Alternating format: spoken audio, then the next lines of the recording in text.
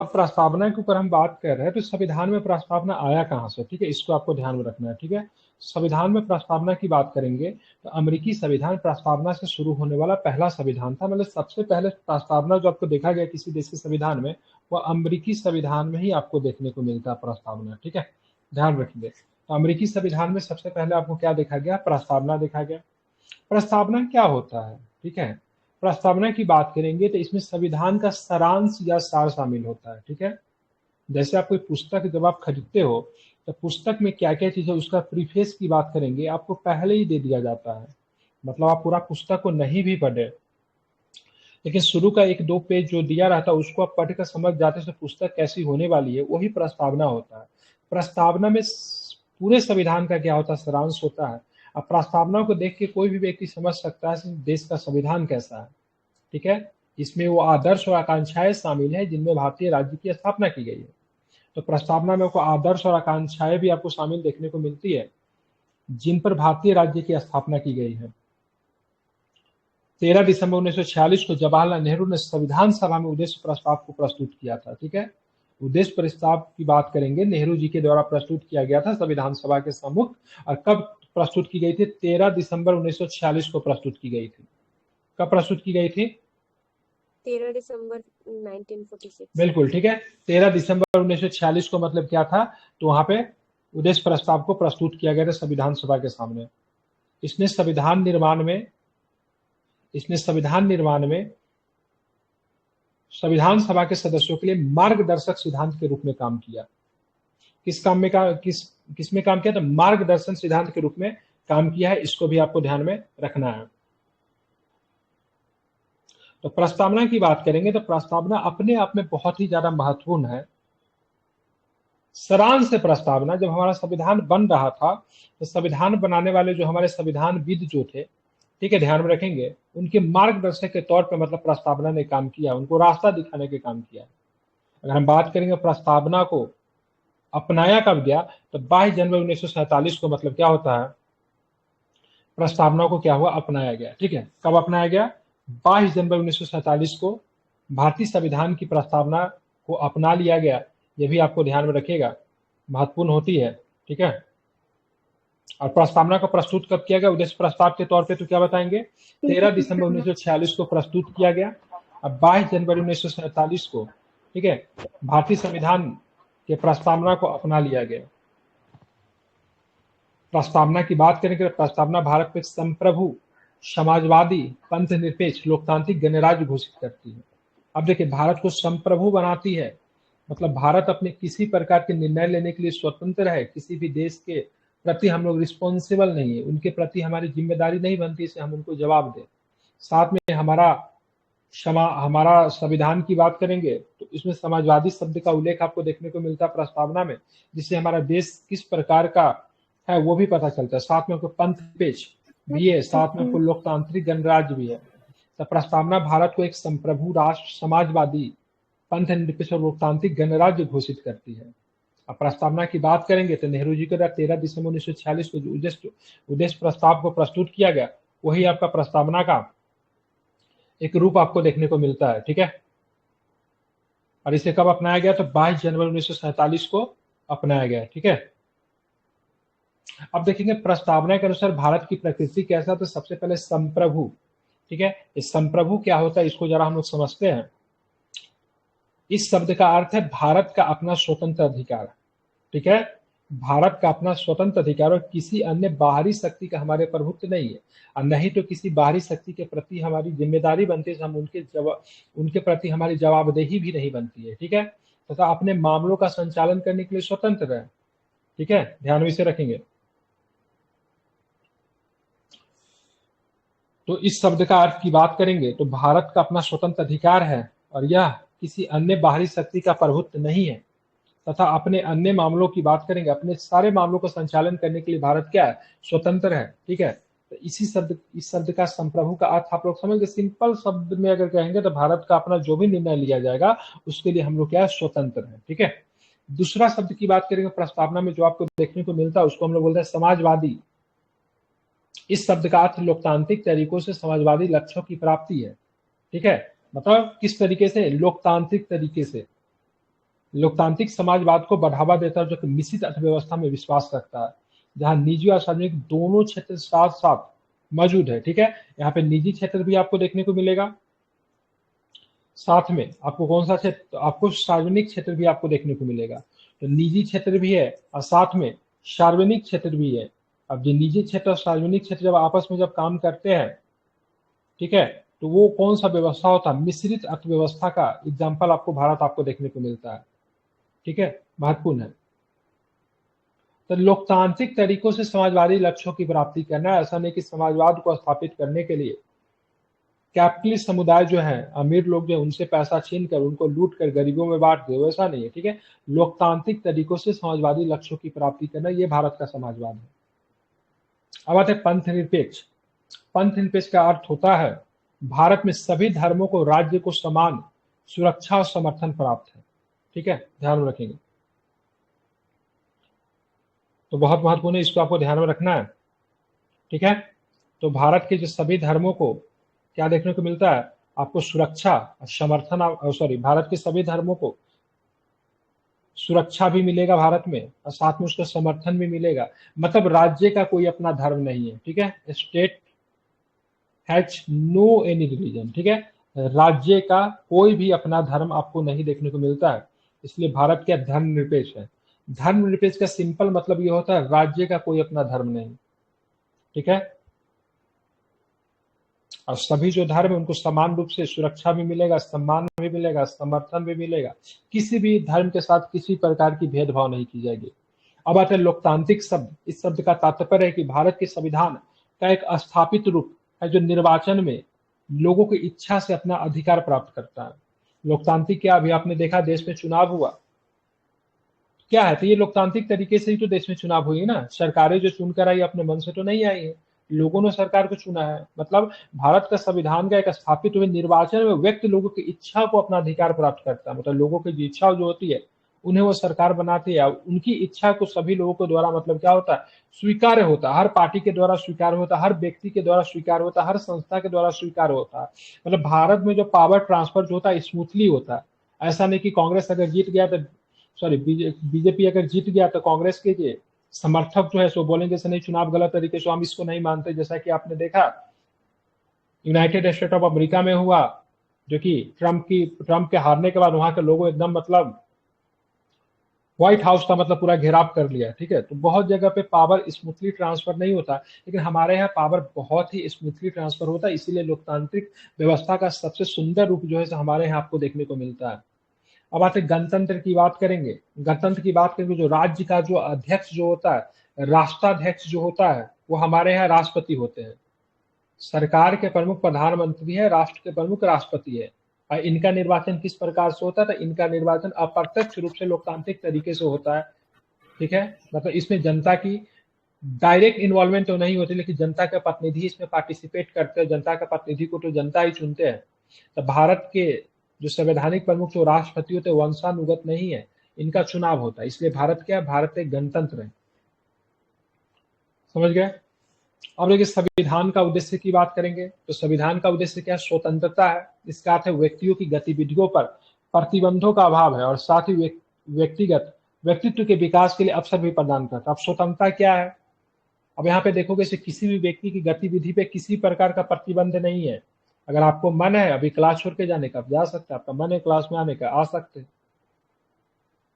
आपका मन है आज हम जाके सिक्किम चले जाओ, सिक्किम चले जाइए, कोई दिक्कत नहीं है। आपका मन है राजस्थान चले जाओ, राजस्थान चले जाए, एज योर विश। ठीक है, स्वतंत्रता है। ठीक है, व्यक्तिगत व्यक्तित्व के विकास के लिए भी अवसर प्रदान करता है। विभिन्न प्रकार की स्वतंत्रता आपको देखने को मिलता है, लेकिन स्वतंत्रता सापेक्ष नहीं है। ठीक है, ये भी ध्यान रखिएगा, भारत में स्वतंत्रता सापेक्ष नहीं है। विभिन्न आधार पर स्वतंत्रता के ऊपर प्रतिबंध भी लगा दिया जाता है। जैसे बोलोगे आपको दिल्ली जाना है, ठीक है, आप जाओ दिल्ली, कोई दिक्कत नहीं। लेकिन कोविड-19 के समय में आप दिल्ली से चाहो तो दूसरे स्टेट में हम चले जाए तो संभव था, वहां पे स्वतंत्रता के ऊपर रोक लगा दी गई थी। ठीक है, तो स्वतंत्रता सापेक्ष नहीं है। सापेक्ष का अर्थ होता है मतलब विभिन्न कुछ ऐसा कंडीशंस पैदा हो जाए और जहां पे उस आधार पे आपके ऊपर किसी प्रकार का रोक लगाया जाता है, ठीक है, तो वो अधिकार सापेक्ष नहीं होता। दो तरह का सापेक्ष होता है, सापेक्ष एक होता है, एक निरपेक्ष होता है। ठीक है, तो ध्यान में रखेंगे। अब आते समता की बात करेंगे तो इसका अर्थ है समाज के किसी वर्ग के विशेषाधिकारों का अभाव बिना किसी भेदभाव के सभी व्यक्तियों के लिए, ठीक है, पर्याप्त अवसरों का प्रदान करना। तो ये भी सापेक्ष है, निरपेक्ष नहीं है, क्योंकि समता है, ठीक है, लेकिन समाज के किसी भी वर्ग के लिए विशेषाधिकारों का अभाव है बिना किसी भेदभाव के सभी व्यक्तियों के लिए पर्याप्त अवसर को प्रदान तो करता है, लेकिन इसमें महिला हो गया, बच्चा हो गया, SC ST हो गया, इनको विशेष सुविधा प्रदान की जाती है। तो विशेष सुविधा जब उनको प्रदान की जाती है तो इसको भेदभाव नहीं माना जाएगा, ठीक है। बंधुत्व की बात करेंगे तो इसका अर्थ होता है भाईचारे की भावना, ठीक है। इस शब्द के सारे शब्द जो है हमारे प्रस्तावना में देखने को मिलते हैं। स्वतंत्रता, समानता और बंधुत्व की बात करेंगे तो ये फ्रांस की क्रांति से, ठीक है, दिया गया शब्द है, इसको आपको ध्यान में रखना है। अब हम चलेंगे और ऊपर का जो शब्द जो था, ठीक है, बहुत सारे शब्द जो था समाजवादी शब्द है, रशियन रेवोल्यूशन से लिया गया। अब हम देखेंगे यहाँ पे प्रस्तावना संविधान का हिस्सा है अथवा नहीं, इसके लेकर बहुत सारे सुप्रीम कोर्ट के फैसले आपको देखने को मिलते हैं, जजमेंट आपको देखने को मिलते हैं, उसके ऊपर हम लोग बात करेंगे। तो प्रस्तावना से संबंधित उच्चतम न्यायालय के निर्णय की बात करेंगे तो प्रस्तावना संविधान का हिस्सा है कि नहीं, इसके ऊपर सुप्रीम कोर्ट के जो फैसले, जो न्यायालय के जो निर्णय जो देखने को मिलते हैं, सबसे मिला बेरुवारी संघवाद। बेरुवारी संघवाद कब का है तो ध्यान रखें 1960 का है। कब का है? 1960 का है, ठीक है। इसने बोला बेरुवारी संघवाद में बोला गया प्रस्तावना संविधान का भाग नहीं है। क्या बोला? प्रस्तावना की बात करेंगे तो ये आपका संविधान का भाग नहीं है, ठीक है, क्योंकि प्रस्तावना हमारे संविधान निर्माताओं के मौलिक विचार में दूरदर्शिता का सूचक है, इसीलिए संविधान में किसी भी अस्पष्टता का व्याख्या करने का आधार बनाया जा सकता है। मतलब बेरुवारी संघवाद में बोला प्रस्तावना जो है संविधान का हिस्सा नहीं है, क्योंकि प्रस्तावना हमारे संविधान के निर्माताओं का मौलिक विचार, मतलब कैसा सोचते थे, उनका कैसा आदर्श था, किस प्रकार का संविधान चाहते थे, उसकी दूरदर्शिता का सूचक है। अगर संविधान किसी भी प्रकार का, संविधान अगर कहीं भी अगर किसी प्रकार को व्याख्या करने में असहमत होता है तो वैसे कंडीशन में, ठीक है, उसका आधार प्रस्तावना को बनाया जाएगा। मतलब मान लीजिए संविधान का कोई मतलब किसी चीज को हम लोग संविधान में देख रहे हैं लेकिन संविधान उसको एक्सप्लेन नहीं किया जा रहा है, तो उसके बाद हम लोग प्रस्तावना की तरफ देखेंगे तो प्रस्तावना क्या कह रहा है, ठीक है। तो बेरुवारी संघ मामले में प्रस्तावना को संविधान का हिस्सा नहीं माना गया था, बस आपको इतना आपको ध्यान में रखना है। अब आते केशवानंद भारती की बात की 1973 में फैसला जो था सीधे उलट गया। इस निर्णय में उच्चतम न्यायालय ने प्रस्तावना पे अपना रुख को मतलब क्या किया, पलट लिया। भारतीय संविधान की प्रस्तावना को संविधान का हिस्सा माना जाएगा, ठीक है। तो बेरुवारी संघ 1960 में बोला प्रस्तावना संविधान का हिस्सा नहीं है, और केशवानंद भारती की बात की 1973 में, ठीक है, प्रस्तावना को मतलब क्या किया गया, संविधान का हिस्सा माना गया। ये संविधान के कानून और अन्य विभिन्न प्रावधानों की व्याख्या में महत्वपूर्ण भूमिका निभाता है, ये भी आपको ध्यान में रखेंगे। तो केशवानंद भारती वाले बाद में संविधान को प्रस्तावना का हिस्सा माना गया, इसको आपको ध्यान में रखना है। अब चलेंगे LIC बात की बात करें 1995 में, ठीक है, LIC ऑफ इंडिया बात जो था 1995 में प्रस्तावना के संबंध में कहा गया, उच्चतम न्यायालय ने एक बार फिर फैसला सुनाया, प्रस्तावना संविधान का अभिन्न अंग है, ठीक है, मतलब ऐसा अंग है जिसको अलग नहीं किया जा सकता, लेकिन इसे भारतीय न्यायालयों में सीधे लागू नहीं किया जा सकता, ठीक है। तो 1995 में LIC ऑफ इंडिया बाद में कहा गया प्रस्तावना संविधान का अभिन्न अंग तो है, लेकिन भारतीय न्यायालयों में इसे सीधे लागू नहीं किया जा सकता, ये भी आपको ध्यान में रखना है, ठीक है। तो 3 केसेस है, 3 केस के बारे में आपको ध्यान में रखना है। बेरुवारी संघ बाद 1960 में, इसमें प्रस्तावना को संविधान का अंग नहीं माना गया। केशवानंद भारती बात की बात करेंगे 1973 में, इसमें प्रस्तावना को संविधान का अंग माना। LIC ऑफ इंडिया बाद में प्रस्तावना को संविधान का अंग ही नहीं माना, बोला अभिन्न हिस्सा है, लेकिन इसको भारतीय न्यायालयों में सीधे लागू नहीं करवा सकते, ये आपको ध्यान में रखना है, ये महत्वपूर्ण है। आप देखेंगे लोकप्रिय संशोधन की बात करेंगे, आपको पता होना चाहिए संशोधन की बात, संविधान में संशोधन करने के लिए 368 का प्रयोग किया जाता है, यह अनुच्छेद है 368 अनुच्छेद के तहत संविधान में संशोधन किया जा सकता है। तो अब बात आई जब संविधान में संशोधन हो सकता है तो क्या प्रस्तावना में भी संशोधन हो सकता है? क्योंकि बाद में 1973 वाले बाद में बोला था भाई साहब देखिए प्रस्तावना जो है संविधान का क्या हिस्सा है, तो संविधान में जब 368 की तरफ संशोधन हो सकता है तो प्रस्तावना में भी संशोधन हो सकता है। इस मामले में निर्णय के विकास के लिए निम्नलिखित ऐतिहासिक घटनाक्रमों के माध्यम से समझा जा सकता है।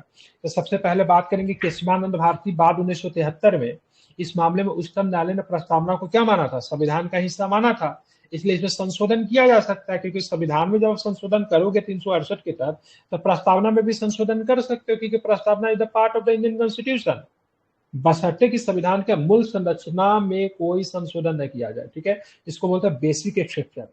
तो 1973 का जो केस जो था केशवानंद भारती वाला, इसमें मूल संरचना के सिद्धांत को दिया गया, बेसिक एक्सेप्शन के सिद्धांत को दिया गया, बोला ठीक है कोई दिक्कत नहीं है, अगर मान लीजिए आपको घर को बनाना है तो क्या करेंगे, घर को अगर मान लीजिए आपको परिवर्तन करना है तो घर के चलिए थोड़ा सा घर को मतलब प्लास्टर कर दिए, पेंट कर दिए, टाइल्स वगैरह लगा दिए, या फिर घर के नींव को ही हिला दोगे,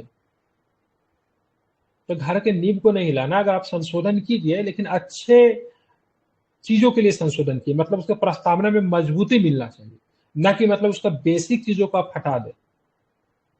और इसी के आधार पर 1973 के आधार पर कहा गया ठीक है मूल संरचना में कोई संशोधन नहीं होगा, जो पहले से जो था उसमें किसी प्रकार की संशोधन नहीं होगा, कुछ नए शब्द को आप जोड़ सकते हो, लेकिन वो शब्द होना चाहिए प्रस्तावना को मजबूत करे। और इसी के आधार पर 1976 में प्रस्तावना में पहली बार संशोधन किया गया और अभी तक एकमात्र बार संशोधन हुआ है। तो केशवानंद भारती बाद के निर्णय के बाद स्वीकार किया गया कि प्रस्तावना संविधान का हिस्सा है, संविधान के एक भाग के रूप में संविधान के अनुच्छेद 368 के तहत प्रस्तावना में संशोधन किया जा सकता है, लेकिन प्रस्तावना की मूल संरचना में संशोधन नहीं किया जा सकता है। तो 368 के तहत संशोधन तो हो सकता है, लेकिन उसके मूल संरचना में, उसके बेसिक एक्सेप्शन में किसी प्रकार का संशोधन नहीं किया जाएगा। और अब तक प्रस्तावना में 44वें संविधान संशोधन नियम 1976 के माध्यम से केवल एक बार संशोधन किया गया है। ये प्रश्न कई बार पूछा जाता है, 42वें संविधान संशोधन 1976 के द्वारा जो संशोधन जो होता है, तो प्रस्तावना में कौन कौन से शब्द जोड़े गए, तो समाजवादी शब्द जोड़े गए, धर्मनिरपेक्ष शब्द जोड़े गए, ठीक है, धर्मनिरपेक्ष नहीं है, पंथ निरपेक्ष, एक्चुअली में पंथ निरपेक्ष दिया रहता है, और अखंडता शब्द जोड़े गए। तो तीन शब्द आपको प्रस्तावना में आपको देखने को मिलते हैं, धर्मनिरपेक्ष, सॉरी समाजवादी, धर्मनिरपेक्ष या फिर पंथ निरपेक्ष, और अखंडता शब्द आपको जोड़े गए। ठीक है, आप देखोगे ये शब्द कहां कहां पे आपको देखने को मिलता है। ठीक है, तो सबसे पहले संप्रभु और लोकतांत्रिक के मध्य, ठीक है, ये शब्द जो है संप्रभु और लोकतांत्रिक पहले से जो था, तो संप्रभु और लोकतांत्रिक के बीच में समाजवादी और धर्मनिरपेक्ष शब्द को जोड़ दिया गया। ठीक है, तो संप्रभु समाजवादी, ठीक है, संप्रभु और लोकतांत्रिक के मध्य समाजवादी और धर्मनिरपेक्ष शब्द को जोड़ा गया। राष्ट्र की एकता को राष्ट्र की एकता और अखंडता में बदल दिया गया। ठीक है, पहले क्या था, पहले जो था राष्ट्र की एकता था, क्या, राष्ट्र की एकता था, राष्ट्र की एकता में और क्या लगा दिया गया, अखंडता लगा दिया गया। क्या लगा दिया गया, अखंडता लगा दिया गया। क्या लगा दिया, अखंडता, क्योंकि आप देखेंगे 1976 का साल था, 1975 का साल था, देश में इमरजेंसी लगा हुआ था, बहुत सारे लोग जो थे देश तोड़ने की भी बात करते थे, देश में अलग सा एक माहौल था, सशस्त्र विद्रोह तरह का मतलब माहौल था, सरकार काफी चिंतित थी, देश में इमरजेंसी लगा था, इसलिए अखंडता शब्द को जोड़ के देश में यूनिटी लाने की कोशिश की गई, एक मौलिक संदेश देने का काम किया गया था। तो राष्ट्र की एकता और राष्ट्र की एकता को क्या बना दिया, राष्ट्र की अखंडता बना दिया गया। संप्रभु और लोकतांत्रिक शब्द के मध्य समाजवादी और धर्मनिरपेक्ष को मतलब क्या किया गया, जोड़ा गया, इसको आपको ध्यान में रखना है। तो ये शब्द जो था, ये सारे के सारे जो था प्रस्तावना को लेकर था। मैं एक बार रिपीट कर दे रहा हूँ, प्रस्तावना की बात करेंगे, संविधान का आईना होता है, किसी भी देश का संविधान कितना जनता को अधिकार देने की बात करता है, संविधान किस प्रकार का होने वाला आपको उसकी झलक आपको प्रस्तावना में मिलेगी। प्रस्तावना सबसे पहले अमेरिकी संविधान में आपको देखने को मिलता है, और लेकिन प्रस्तावना की भाषा जो है ऑस्ट्रेलिया से लिया गया है, सॉरी, प्रस्तावना की भाषा कहां से लिया गया है, इंडिया। हाँ, अब यहाँ पे देखो को प्रस्तावना को उद्देश्य प्रस्ताव के रूप में सबसे पहले प्रस्तुत करने का काम किसने किया, तो जवाहरलाल नेहरू साहब ने 13 दिसंबर 1946 को, लेकिन प्रस्तावना को अपनाया गया 22 जनवरी 1947 को। ठीक है, प्रस्तावना भारत को संप्रभु, समाजवादी, धर्मनिरपेक्ष, लोकतांत्रिक गणराज्य घोषित करता है। बाकी जो शब्द क्या होता है, संप्रभु का मतलब क्या होता है, समाजवादी का मतलब क्या होता है, पंथ निरपेक्ष क्या होता है, लोकतांत्रिक क्या होता है, गणतंत्र क्या होता है, सब पे तो हमने बात किया। स्वतंत्रता क्या था, समता क्या है, बंधुत्व क्या है। प्रस्तावना को लेकर बहुत सारे उच्चतम न्यायालय के निर्णय आपको देखने को मिला है। सबसे पहले बेरुवारी संघ 1960 में प्रस्तावना को संविधान का अंग माना ही नहीं, लेकिन 1973 में बोला नहीं भाई, संविधान का अंग प्रस्तावना है और इसमें संशोधन भी किया जा सकता है। ठीक है। LIC ऑफ इंडिया बाद में माना गया तो भाई साहब ये अंग ही नहीं है, अभिन्न अंग है। इसको अभिन्न अंग रखने से अलग नहीं कर सकते, लेकिन इसे भारतीय न्यायालयों में सीधे लागू भी नहीं किया जा सकता। संशोधन की बात करेंगे तो 368 के तहत प्रस्तावना में संशोधन होगा कि नहीं, तो केशवानंद भारती बाद में बोला गया संशोधन होगा, लेकिन मूल संरचना का ध्यान में रखना है, मूल संरचना में किसी प्रकार का कोई भी परिवर्तन ना हो। इसी आधार पर 42वां संविधान 1976 में पहली बार संशोधन किया गया 368 का प्रयोग करके। अब कुछ शब्द जोड़ दिए गए, समाजवादी पंथ निरपेक्ष और अखंडता शब्द को जोड़े गए। ठीक है। संप्रभु और लोकतांत्रिक के मध्य समाजवादी और धर्म पे शब्द को जोड़े गए। राष्ट्र की एकता को मतलब क्या बना दिया गया, राष्ट्र की अखंडता बना दिया गया। ठीक है। अब जो है हम लोग कुछ आज आर्टिकल्स हम लोग देख लेते जो कि बहुत अधिक महत्वपूर्ण है। राज्य और केंद्र शासित प्रदेश से संबंधित कुछ फैक्ट है, हम देखेंगे। अनुच्छेद 1 से 4 की बात करेंगे। अनुच्छेद 1 से 4 क्या आपको बताता है, तो राज्य और केंद्र शासित प्रदेश के बारे में चर्चा करता है। तो राज्यों के पुनर्गठन हेतु समिति और आयोग जो बनी थी, इससे प्रश्न बीपीएससी कई बार पूछा है। तो सबसे पहले बनता धर आयोग। ठीक है। क्या नाम था इनका, पूरा नाम था एसके धर। ठीक है। धर आयोग बनता है। और कब बनता है धर आयोग, तो क्या बताएंगे, 1948 में बनती है धर आयोग। कब बनती है, 1948 में धर आयोग बनती है। दिसंबर 1948 में सुझाव दिया कि राज्यों के भाषाई आधार के बजाय प्रशासनिक सुविधा के आधार पर संगठित किया जाना चाहिए। धर आयोग ने बोला था कि भाषाई आधार पर राज्यों का बंटवारा करना सही नहीं है, प्रशासनिक सुविधा के आधार बनाकर राज्यों का मतलब क्या करना चाहिए, संगठित करना चाहिए। ठीक है। तो भाषाई आधार पे धर आयोग जो था राज्यों के बंटवारा करने के पक्ष में नहीं था, ध्यान में रखेंगे। ठीक है। धर आयोग रिपोर्ट सौंप देती है सरकार को। उसके बाद जेबीपी समिति बनती है। J for Jawaharlal Nehru, P for Pattabhi Sitaramayya, sorry J for Jawaharlal Nehru, B for Vallabh Bhai Patel, P for क्या होता है, पट्टाभी सीतारमैया। दिसंबर 1948 में समिति बनती है। ठीक है। दिसंबर 1948 में। ठीक है। धर आयोग का रिपोर्ट आता है, लेकिन रिपोर्ट से संतुष्टि न मिलने के बाद, ठीक है, जेपीवी समिति दिसंबर 1948 में बनाई जाती है और इसने 1949 में अपनी रिपोर्ट प्रस्तुत की। अप्रैल 1949 में अपनी रिपोर्ट प्रस्तुत की।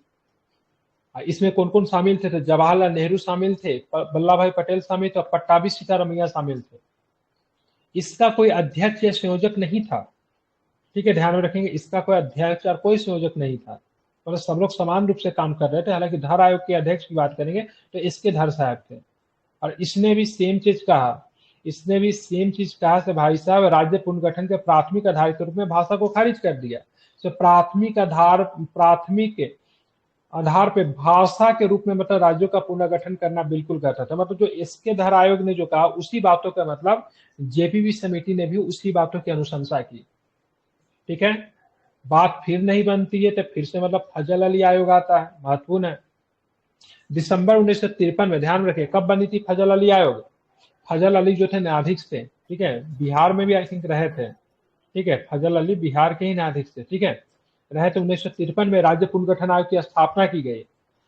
ध्यान रखेंगे, सरकार दिसंबर 1953 में राज्य पुनर्गठन आयोग की स्थापना की, जिसे फजल अली आयोग के नाम से जाना जाता है। किस आयोग के नाम से जाना, फजल अली आयोग के नाम से जाना जाता है। 3 सदस्यीय आयोग थी, जिनमें एम के पनिक्कर साहब, हृदयनाथ कुंजरू साहब भी शामिल थे। बहुत महत्वपूर्ण नाम है, हृदयनाथ कुंजरू, एम के पनिक्कर। ठीक है। अध्यक्ष कौन थे, तो फजल अली जो थे इसके अध्यक्ष, ध्यान में रखिएगा।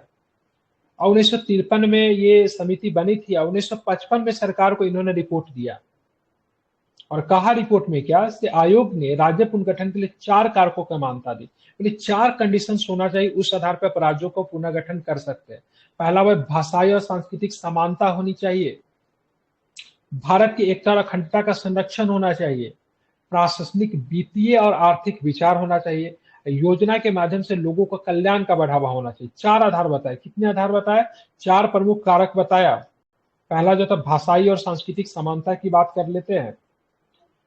भाषा, भारत की एकता और अखंडता का संरक्षण होना चाहिए, प्रशासनिक, वित्तीय और आर्थिक विचार भी होने चाहिए, साथ में योजना के माध्यम से लोगों का कल्याण को बढ़ावा देना चाहिए। ठीक है। 4 आधार बताया गया फजल अली आयोग के द्वारा।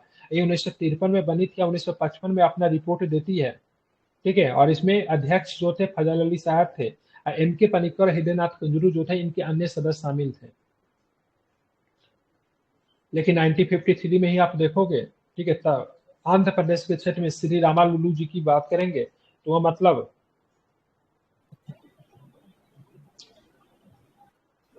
अलग राज्यों की मैदान मांग के में बढ़ लेकर जाते मतलब हैं क्या होता है, 4-4 दिन। ठीक है, अलग राज्यों की मांग को लेकर मतलब वो भूख हड़ताल पे बैठ जाते हैं। तमिलनाडु से तब जाकर 1953 में आंध्र प्रदेश राज्य का अलग किया जाता है, ठीक है, जो कि भाषाई आधार पर बनने वाला पहला राज्य था 1953 में। आप देखेंगे यहाँ पे कुछ राज्य के बारे में दिया हो, उनके बारे में हम लोग जान लेते हैं। पंजाब राज्य की गठन की बात करेंगे तो 1947 में आपको पंजाब राज्य बना था, जिसमें हरियाणा भी शामिल था उस समय, ठीक है। तो पंजाब राज्य बना था, पंजाब हरियाणा, ठीक है, उसमें सबके सब शामिल थे। राजस्थान राज्य की बात करें 1949 में, हाँ, राजस्थान राज्य की बात करें तो उन्हें पेप्सू वो कहते थे, बिल्कुल ठीक है। पेप्सू का फुल फॉर्म क्या होता है, Punjab east Punjab state. Pepsi का फुल फॉर्म मैं बता देता हूँ, पेप्सी का फुल फॉर्म पूछा जाता है, याद है क्या किन्हीं किन्हीं को फुल फॉर्म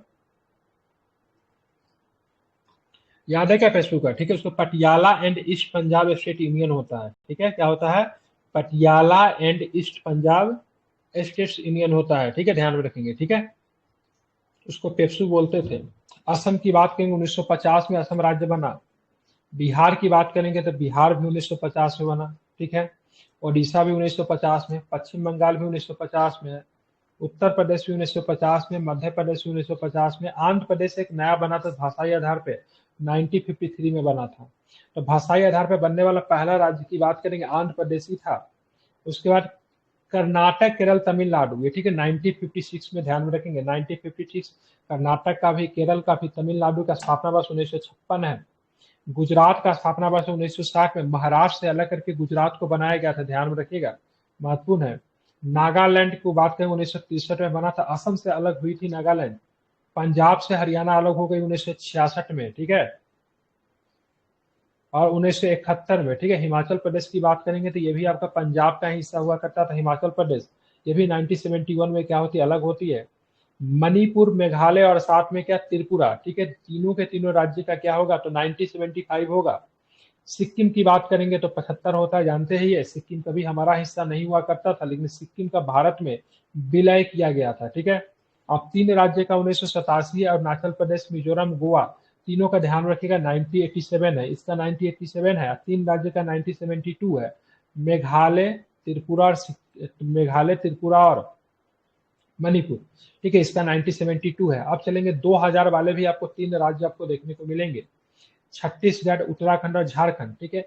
1 नवंबर 2000 को, ठीक है, छत्तीसगढ़ सबसे पहले। उसका 9 नवंबर की बात करेंगे 2000 को उत्तराखंड, ठीक है, उत्तर प्रदेश से अलग होता है, पहाड़ी राज्य होने की वजह से इसको अलग किया जाता है। छत्तीसगढ़ को बात करेंगे तो जनजाति राज्य होने की वजह से इसको अलग किया जाता है। किससे अलग होता है 2000 को छत्तीसगढ़, मध्य प्रदेश से अलग होता है, ठीक है। झारखंड की बात करें बिहार से 15 नवंबर 2000 को बिहार के 46% भूमि लेकर, ठीक है, 46% भूमि लेकर अलग हो जाता है। अब तेलंगाना की बात करेंगे तो आंध्र प्रदेश से अलग होता है, 2 जून 2014 को तेलंगाना जो था आंध्र प्रदेश से क्या होता है, अलग होता है, ठीक है।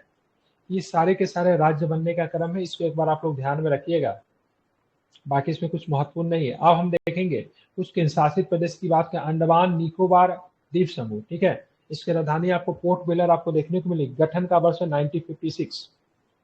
अब पूछा जाता है उच्च न्यायालय का क्षेत्राधिकार क्या है, तो अंडमान निकोबार द्वीप समूह जो है कलकत्ता उच्च न्यायालय, ठीक है, कलकत्ता उच्च न्यायालय के अधीन आएगी। दिल्ली की बात करेंगे तो दिल्ली 1956 है, लेकिन 1992 में, ठीक है, हालांकि 1991 का अधिनियम था, 69 कॉन्स्टिट्यूशन अमेंडमेंट था, 69वीं संविधान से था, जिसको दिल्ली को एनसीआर का दर्जा दिया गया। एनसीआर का फुल फॉर्म क्या होता है, नेशनल कैपिटल रीजन होता है, ठीक है।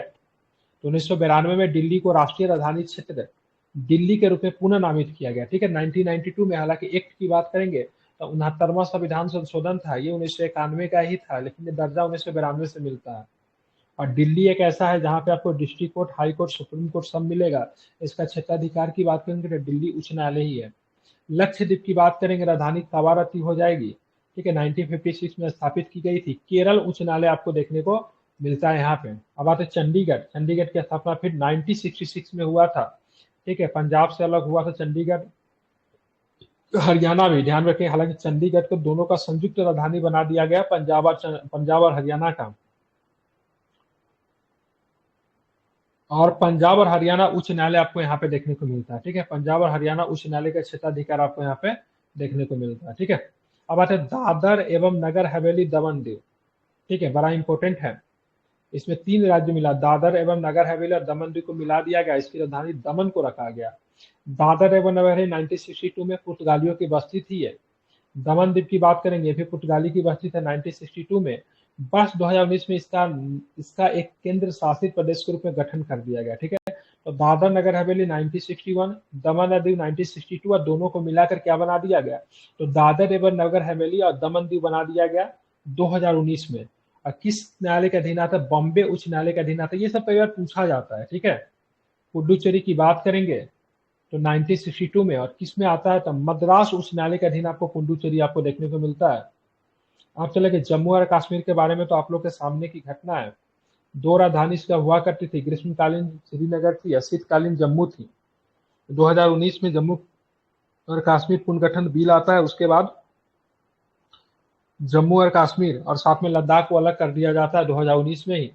जम्मू और कश्मीर और लद्दाख उच्च न्यायालय के अधीन ही आते हैं। ठीक है, लद्दाख की राजधानी क्या है, लेह है। लद्दाख की राजधानी क्या है, लेह। लद्दाख में आपको 2 जिले आपको देखने को मिलेंगे, एक जिला लेह है, तो दूसरा जिला की बात करेंगे कारगिल जिला आपको देखने को मिलता है। ठीक है, कब स्थापित हुआ था, तो 2019 में स्थापित हुआ है। और जम्मू कश्मीर की बात करेंगे, ये भी आपको 2019 में। ठीक है, सब के सब जो है राज्यों के लेकर प्रश्न थे, इसको आप लोग ध्यान में रखें। खास करके उच्च न्यायालय का क्षेत्राधिकार कौन सा आता है वो बता। देखिए, कुछ उच्च न्यायालय का तो बात करेंगे उसके राजधानी में आपको नहीं देखने को मिलेगा। जैसे राजस्थान की बात करेंगे, राजस्थान का हाईकोर्ट कहाँ पे है,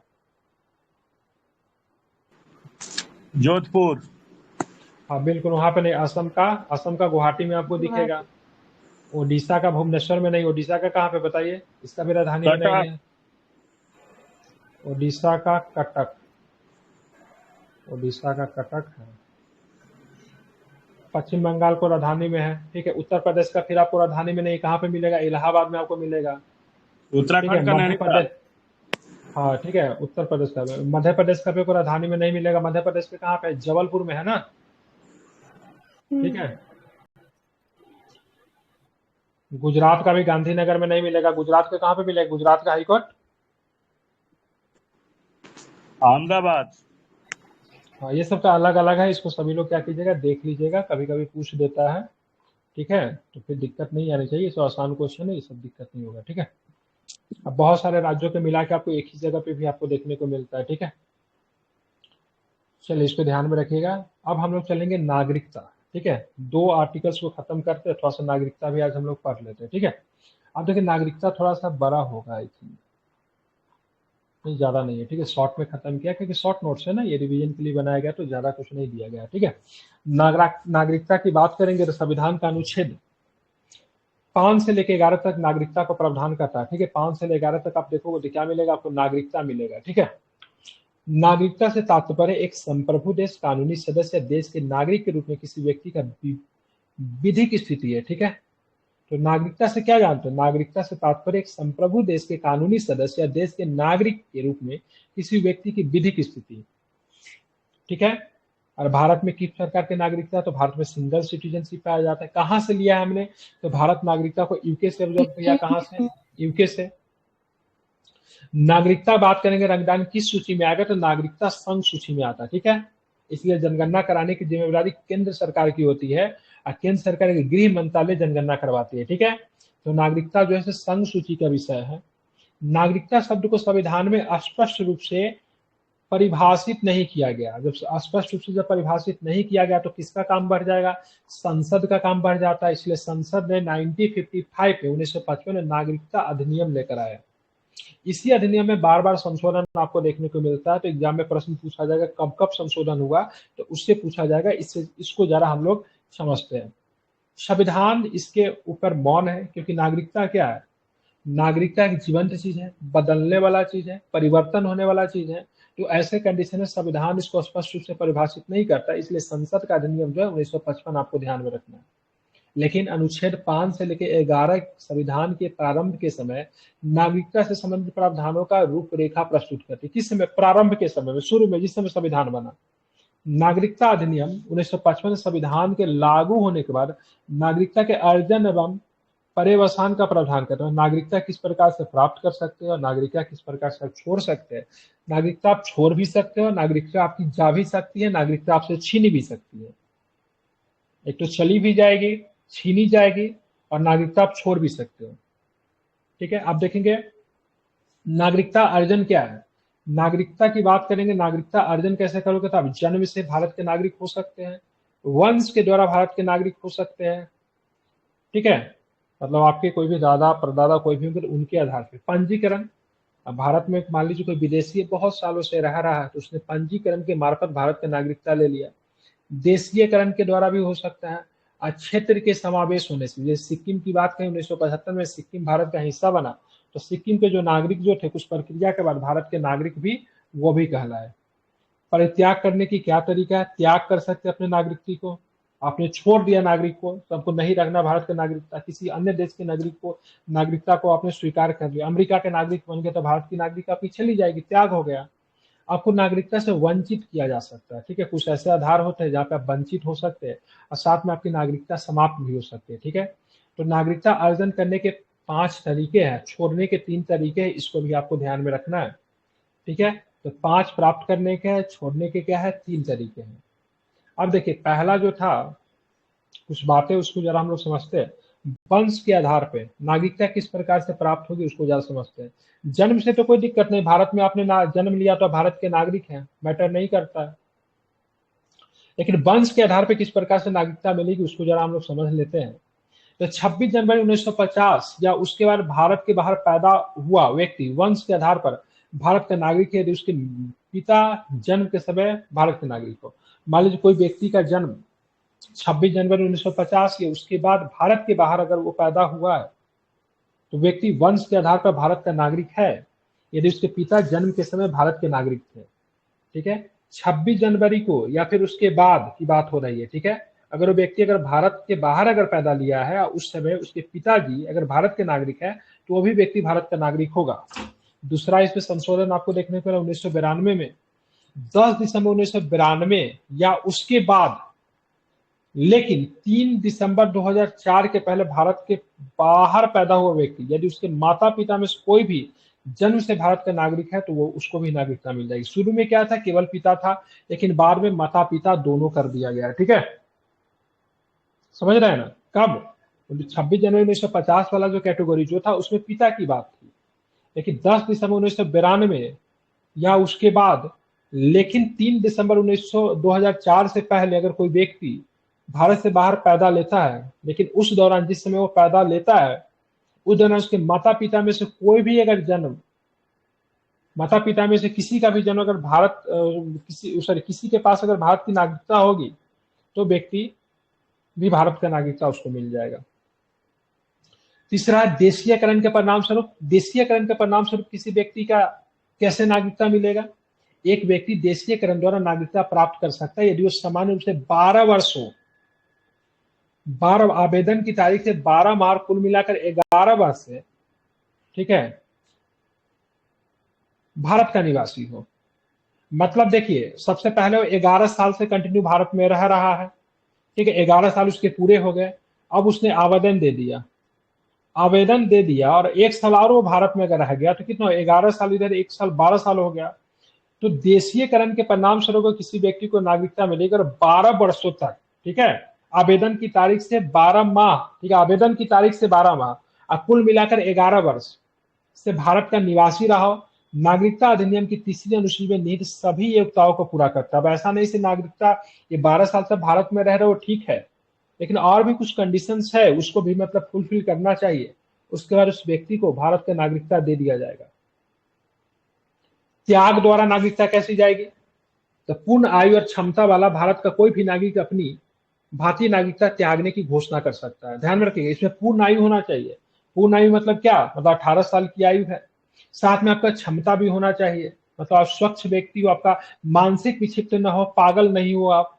ठीक है, मतलब कोई पागल नागरिकता नहीं छोड़ सकता है क्योंकि उसके पास सोच नहीं है। ठीक है, कोई बच्चा नागरिकता नहीं सोच सकता। पूर्ण आयु होनी चाहिए और साथ में क्षमता भी होना चाहिए। कोई भी नागरिक अपनी नागरिकता त्यागने की घोषणा कर सकता है।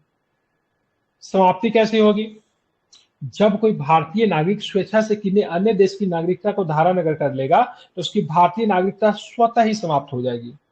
जैसे मान लीजिए आप अमेरिका में गए काम के लिए और वहां पे जाके आपने क्या किया, अमेरिका की नागरिकता आपने धारण कर ली, तो आपकी भारतीय नागरिकता आपकी स्वतः ही मतलब क्या हो जाएगी, समाप्त हो जाएगी। ठीक है, इसको आपको ध्यान में रखना चाहिए। तीसरा कंडीशन क्या है, वंचित करके। ठीक है, वंचित करके क्या है, तो भारतीय नागरिकता अधिनियम 1935 के तहत केंद्र सरकार के पास किसी नागरिक को उसकी नागरिकता से वंचित करने का अधिकार है। कि कैसे वंचित कर सकती है, तो नागरिक ने धोखाधड़ी से नागरिकता प्राप्त कर ली, गलत तरीके से उसने नागरिकता प्राप्त कर ली धोखा देकर भारत के, ठीक है, जैसे मान लीजिए रोहिंग्या लोग जो है म्यांमार के शरणार्थी हैं, वो भारत में आते गलत तरीके से, बांग्लादेशी लोग घुस कर आधार कार्ड वगैरह सब कुछ बना लिया है, ठीक है, उसने गलत तरीके से नागरिकता भी प्राप्त कर ली है, तो ऐसे कंडीशन में जांच होगा तो क्या उसकी नागरिकता जाएगी, क्योंकि धोखाधड़ी से उसने नागरिकता प्राप्त की है। या फिर कोई व्यक्ति ने भारत के संविधान के प्रति निष्ठाहीनता दिखाई, मतलब भारत के संविधान में विश्वास नहीं दिखाया, अपमान किया, निष्ठाहीनता दिखाई, तो वैसे कंडीशन में उनकी नागरिकता से वंचित किया जा सकता है, सरकार के पास ये अधिकार होता है। युद्ध के दौरान नागरिक ने दुश्मन पक्ष के साथ गैर विधिक तरीके से व्यापार या संचार किया है, मतलब युद्ध चल रहा है और वैसे कंडीशन कोई व्यक्ति जो दुश्मन देश के साथ मिल जाता है और उनके साथ व्यापार कर रहा है, फिर संचार कर रहा है, तो ऐसे कंडीशन में राजद्रोह का आरोप लगेगा और नागरिकता जाएगी।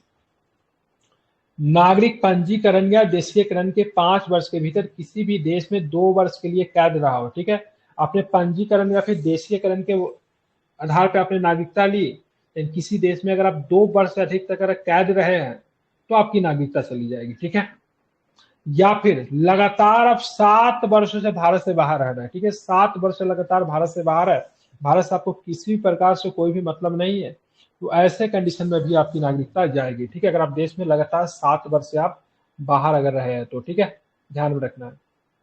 अब यहाँ पे देखेंगे और क्या, असम समझौते के तहत शामिल किए गए व्यक्तियों की नागरिकता के संबंध में विशेष प्रावधान है। ठीक है, असम एक समझौता हुआ था 1985 में, राजीव गांधी की सरकार थी, वहां पे एक समझौता हुआ था, उसको असम समझौता के नाम से जाना जाता है। असम समझौते के तहत शामिल किए गए व्यक्तियों की नागरिकता के संबंध में विशेष प्रावधान है। नागरिकता संशोधन अधिनियम 1985 में असम समझौते जो विदेशियों के मुद्दे से संबंधित है के अंतर्गत आने वाले व्यक्तियों की नागरिकता के संबंध में विशेष प्रावधान जोड़े गए। ठीक है, तो 1985 में क्या होता है, असम समझौता होता है, वहां पे विशेष कुछ प्रावधान जोड़ा गया है जो कि नागरिकता से संबंधित है, इसको आपको ध्यान में रखना है। अब यहाँ पे देखिए, अभी हाल फिलहाल में काफी चर्चा में रहा था, यहाँ से प्रश्न आने की भी संभावना है। 3 देश काफी चर्चा में रहते, अफगानिस्तान था, बांग्लादेश था, पाकिस्तान था। से आए व्यक्तियों की नागरिकता के संबंध में विशेष प्रावधान नागरिकता संशोधन अधिनियम 2019 में अफगानिस्तान, बांग्लादेश, पाकिस्तान से भारत आने वाले 6 समुदाय, 6 समुदाय में कौन सा समुदाय है, इस्लाम को छोड़ के, ठीक है, हिंदू है, सिख है, बौद्ध है, जैन है, पारसी है और ईसाई है। ठीक है, इनको नागरिकता देने की बात कही गई है। तो नागरिकता अधिनियम जो 2019 के नागरिकता जो कि 6 समुदाय की नागरिकता देने की बात कही जाती है, उसमें हिंदू भी शामिल है, उसमें सिख भी शामिल है, उसमें बौद्ध भी शामिल है, उसमें पारसी भी शामिल है और उसमें ईसाई भी शामिल है। प्रवासियों की नागरिकता के संबंध में निम्नलिखित विशेष प्रावधान जोड़े गए। ठीक है, 31 दिसंबर 2014 से पहले जिन्हें पासपोर्ट भारत में प्रवेश अधिनियम 1920 और विदेशी अधिनियम 1946 के प्रतिकूल दंडात्मक परिणामों से छूट दी गई है। मतलब कब, 31 दिसंबर 2014 से पहले जो भारत में आ गए उन्हीं को नागरिकता दी जाएगी, ऐसा नहीं कि किसी को भी दे दिया। साथ में ये 6 समुदाय से संबंधित होना चाहिए, हिंदू, सिख, बौद्ध, जैन, पारसी और ईसाई। और साथ में कब, 31 दिसंबर 2014, इस तारीख काफी इंपॉर्टेंट है। तो 31 दिसंबर 2014 से पहले और जिन्हें पासपोर्ट अधिनियम 1920 और विदेशी अधिनियम 1946 के प्रतिकूल दंडात्मक परिणामों से छूट भी दी गई है, इनको नागरिकता दे दी गई। हाल फिलहाल में चुनाव से पहले अमित शाह जी ने घोषणा किया था, गृह मंत्रालय ने घोषणा किया था, तो इन लोगों को नागरिकता दे दी जाएगी, जो कि मतलब कहाँ से, अफगानिस्तान से, बांग्लादेश और पाकिस्तान से आए। वहां पे अल्पसंख्यक समुदाय के लोग थे। बोलेंगे सर इस्लाम इसमें क्यों नहीं है, तो ऑलरेडी ये अफगानिस्तान, बांग्लादेश और पाकिस्तान के इस्लामिक राष्ट्र ही है और ये इस्लामों के लिए अल्पसंख्यक तो नहीं, वहां पे इनको तो किसी भी प्रकार की दिक्कत नहीं थी, फिर इनको नहीं दिया गया। केवल इन लोगों को दिक्कत हो रहा, तो वहां पे इनकी संख्या काफी कम हो गई। इनके साथ दिन प्रतिदिन बहुत सारी घटनाएं आपको देखने को मिलती है। तो भारत में जब ये लोग आए भाग कर, तो इनको मतलब ध्यान में रखेंगे, इनको आपको सिटीजनशिप दिया गया। ठीक है, अब यहाँ पे एक प्रश्न और भी बनता है, लास्ट ही है, ये सिटीजनशिप की बात करेंगे तो सिटीजनशिप अमेंडमेंट एक्ट कब कब आया है, तो क्या बताएंगे? साल याद है क्या किसी को? 1955 1955 वाला तो मेन ही है, उसी में संशोधन किया गया है। उसके अलावा 2019 में आया था ना एक और संशोधन। नहीं, और भी बहुत सारा है। ठीक है, 7 बार हुआ है सर, 7 बार 8 बार हुआ है।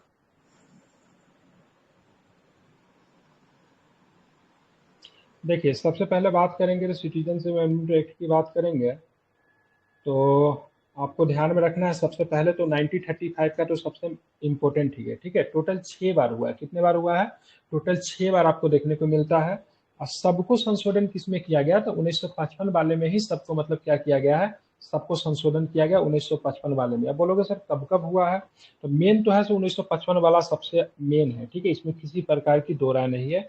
1955 वाला जो है ये आपका सबसे क्या है, मेन है। ठीक है, ध्यान में रखेंगे। ठीक है, उसके बाद अगर बात करेंगे तो उसके बाद आपको 6 बार इसमें संशोधन देखने को मिला। कब कब देखने को मिला? तो संशोधन आपको 1986 में आपको संशोधन देखने को मिलता है। ठीक है, 1992 में आपको इसमें संशोधन देखने को मिलता है। 2003 में इसमें आपको संशोधन देखने को मिलता है। ठीक है, 2005 में इसमें संशोधन देखने को मिलता है। 2015 में आपको संशोधन देखने को मिलता है और 2019 में आपको संशोधन देखने को मिलता है। ठीक है, मेन कौन है, किसमें संशोधन किया जा रहा है? तो 1955 वाला में संशोधन किया जा रहा है।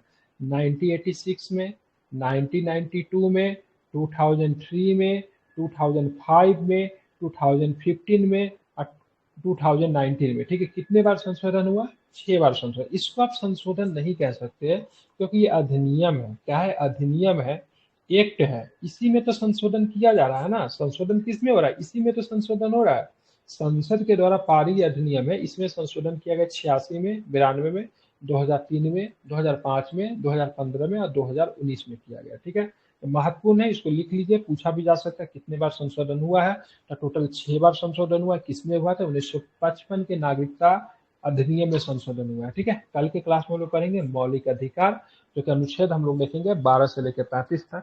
तो चलिए, और कल आपका मॉडर्न हिस्ट्री का पहला चैप्टर शुरू होगा। ठीक है, 10 बजे वाली क्लास में जरूर अपनी उपस्थिति दर्ज कराएं। शुक्रिया, मिलते हैं फिर कल की क्लास में। ठीक है, धन्यवाद। याद रखिएगा 1986, 1992, 2003, 2005, 2015, 2019। ठीक है, कितना बार संशोधन हुआ? 6 बार संशोधन हुआ। ठीक है, चलिए, थैंक यू।